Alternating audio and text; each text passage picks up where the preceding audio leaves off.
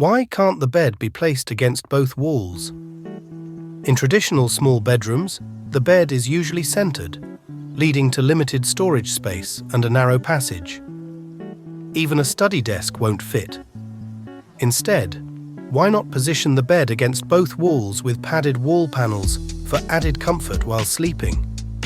Above the headboard, you can install hanging cabinets with built-in lighting, encouraging children to develop a habit of reading before bed. Next to this, overhead cabinets can be used to store bed linens and winter clothing. In one corner, create a diamond-shaped wardrobe with storage capacity similar to a walk-in closet. On the other side, design a corner desk with a larger, more functional workspace, complemented by bookshelves and display cabinets. This arrangement allows the air conditioner to be neatly incorporated without taking up additional space. The transformed small bedroom space will be utilized to its fullest potential.